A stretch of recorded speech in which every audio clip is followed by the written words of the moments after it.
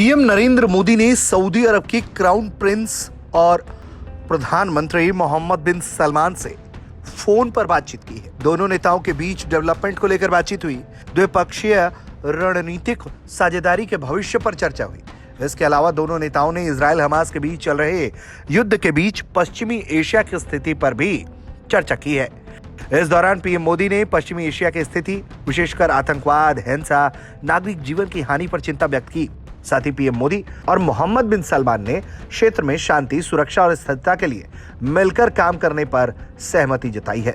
ये बातचीत ऐसे वक्त में हुई है जब हाल ही में एक वेसल जो सऊदी अरब से भारत आ रहा था, उस पर ड्रोन अटैक हुआ और जिसके बाद उसे भारतीय कोस्ट गार्ड ने स्कॉट करके भारत पहुंचाया।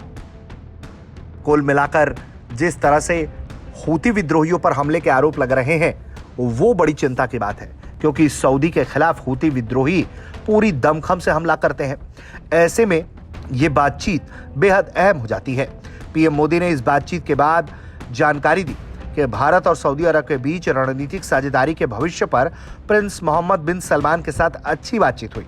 हमने पश्चिमी एशिया की स्थिति पर विचारों का आदान प्रदान किया, आतंकवाद, हिंसा और नागरिक जीवन के नुकसान के बारे में चिंता व्यक्त की। क्षेत्र में शांति, सुरक्षा और स्थिरता के लिए मिलकर काम करने पर सहमति व्यक्त की। दोनों नेताओं ने सितंबर 2023 में क्राउन प्रिंस की भारत की राजकीय यात्रा के बाद द्विपक्षीय रणनीतिक साझेदारी की प्रगति में समीक्षा की। उन्होंने भविष्य के लिए दूरदर्शी द्विपक्षीय साझेदारी एजेंडे पर भी चर्चा की।